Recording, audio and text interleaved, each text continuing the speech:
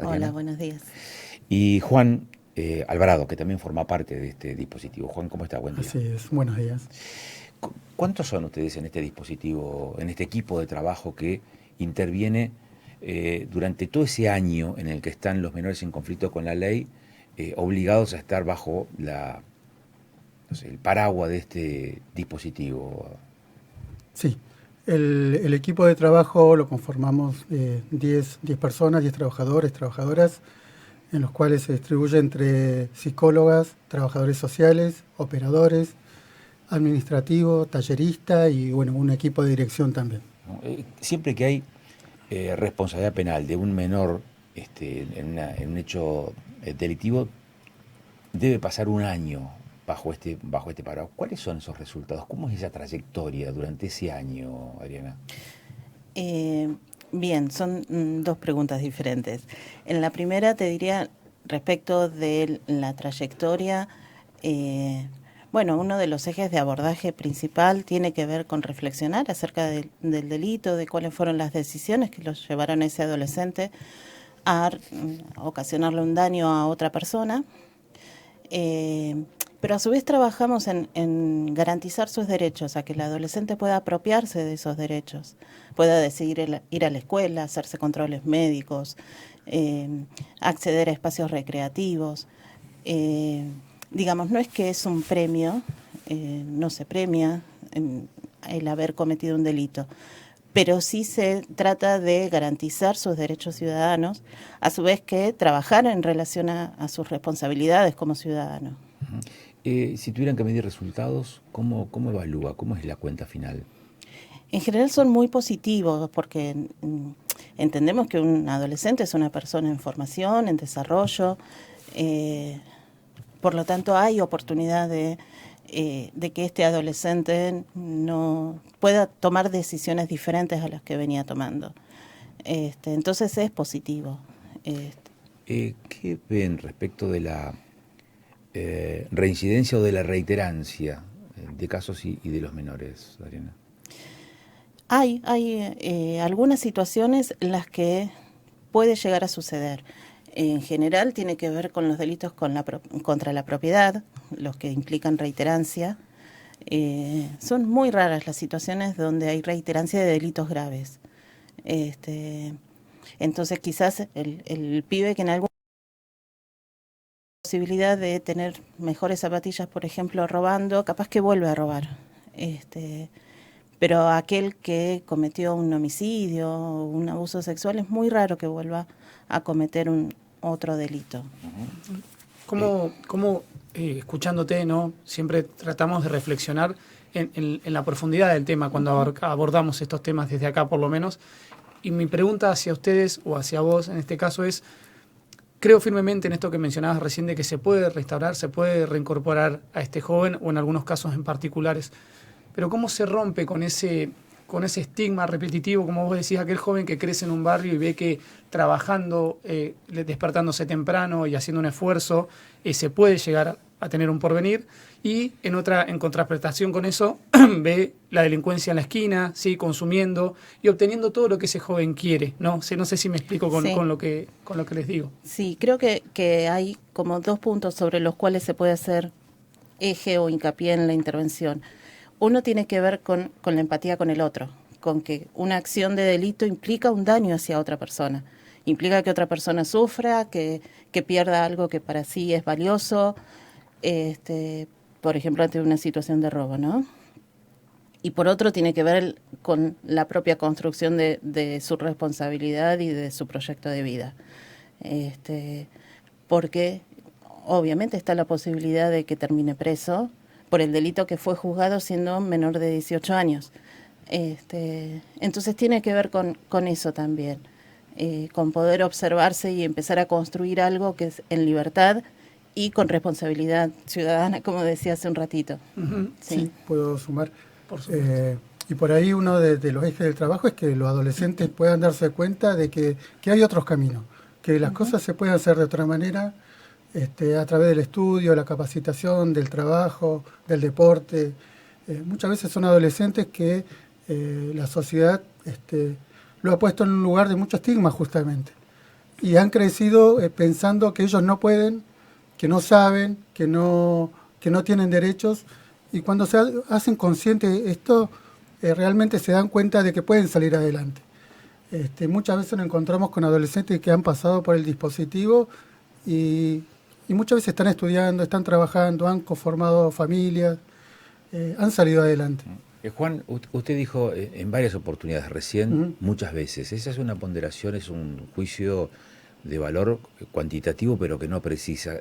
Datos estadísticos, ¿qué manejan ustedes como dispositivo respecto de los resultados o de este tipo de situaciones a las que hace referencia? ¿Cuál es ese dato que manejan? Digo, ¿cuántos casos tienen por año ustedes?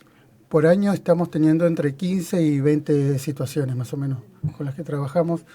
No tenemos un dato numérico, estadístico, concreto, pero sí nos solemos encontrar con los adolescentes habitualmente. Ahora, y pregunto, ¿y es mucho o poco esos 15 o 20 casos que tienen por año en función de los hechos que se suscitan en la sociedad y que tienen a menores como protagonistas? No son tanto como habitualmente se cree. Muchas veces se atribuye al delito que, bueno, son todos adolescentes los que lo cometen, y en realidad después cuando se van a los números concretos, a las causas que ingresan en el sistema penal juvenil, no es tan así. Los dos jóvenes que fueron encontrados responsables del caso Caliani, ¿ya llegaron al dispositivo? ¿Ya están bajo el paraguas del dispositivo o no? Ya han asumido la responsabilidad, sí, pero todavía no se comienza a intervenir con los Usted no están trabajando con ellos todavía.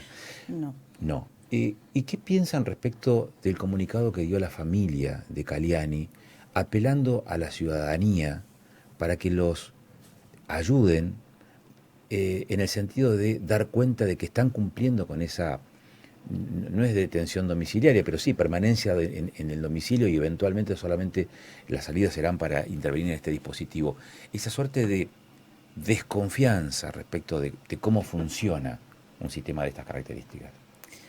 Entendemos que en general hay como mucho desconocimiento de qué pasa con los adolescentes que transcurren por el sistema penal y luego por el sistema de garantías que es libertad asistida. Porque en realidad no habría necesidad de que la ciudadanía lo haga, en función de que en principio se trabaja la responsabilidad, y es la responsabilidad en relación a todos los aspectos de la vida del adolescente.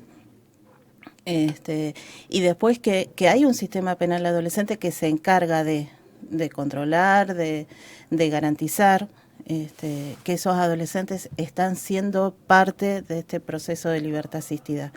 ¿Tienen las herramientas hoy para poder hacerlo? Sí. Para que la sociedad, porque entiendo el punto, también entiendo la consulta de Agustín, que un poco representa, los padres representan, ¿no?, a la sociedad, descreimiento. Recién veníamos de una entrevista donde los comerciantes obviamente están descreídos de hacer la denuncia, y esto implica que la conformación de un mapa del delito no se realice.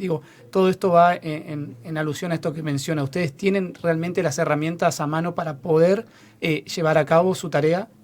¿O le faltan esas herramientas hoy por diferentes situaciones? A cada cambio de gobierno hay cosas que se van reacomodando. Estamos en proceso de reacomodarnos. Pero de todas maneras, institucionalmente están planteados los parámetros como para que esto suceda.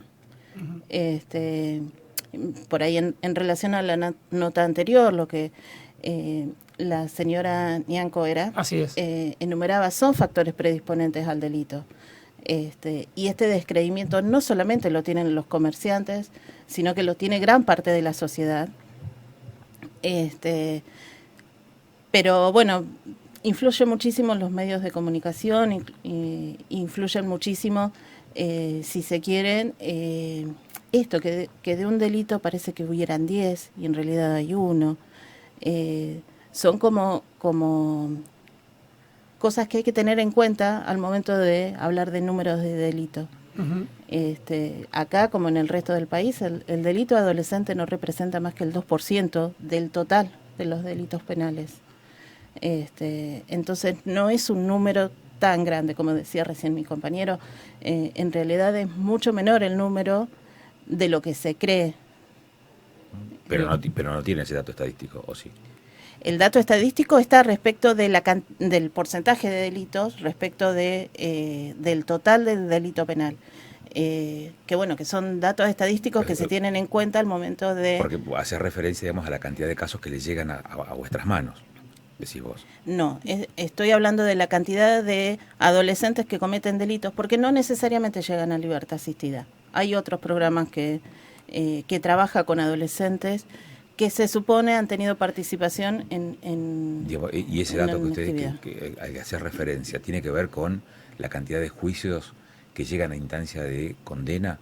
Porque de cada 100 denuncias, menos del 10%, menos del 5% en realidad llegan a situación de condena. Sí. A eso voy. Y lo que también veíamos hoy más temprano es que tenés una enorme cantidad de casos que ni siquiera van a la denuncia, que son delitos contra la propiedad y que puede tener este número, este sector de la población en crisis o en tensión allí. La última consulta, porque se nos acaba el tiempo, pero ¿en qué medida las adicciones forman parte de los abordajes de ustedes para ver de cómo se pueden, no sé, reencauzar esas circunstancias? En este momento la situación de consumo es muy grave, es muy fácil conseguir algo para consumir. A diferencia de hace 10 años, en este momento tenemos a casi todos los chicos que han transitado por una situación de consumo. Entonces, es uno de los factores predisponentes. O sea, ustedes tienen entre 15 y 20 casos todos los años. Sí. De esa cantidad de casos, ¿cuántos están vinculados con adicciones o con consumos problemáticos? Y estaríamos hablando de 13 a 14. Sí. ¿Y que mantienen esos consumos durante la libertad asistida? No necesariamente. Hay casos en los cuales se va disminuyendo el consumo y en los casos que por ahí requieren un abordaje más clínico, se coordina con el área de salud, con el sistema de salud público, bueno, que también entendemos que está muchas veces con falta de personal, con falta de recursos, que está en crisis también. Entonces, bueno, eso también representa a veces un limitante a la hora de intervenir con estos adolescentes. Le hago una última pregunta breve porque es algo que escucho mucho en la calle y es, ¿existe el joven o el adolescente irrecuperable, como se denomina en este término? No, es una estigmatización, no. Todos que hemos pasado por algún pozo conflictivo, de alguna manera salimos adelante. Adriana Belarra, Juan Alvarado, les agradecemos mucho la gentileza, la predisposición como para charlar de este tema tan sensible, tan actual y al mismo tiempo tan preocupante. Muchísimas gracias.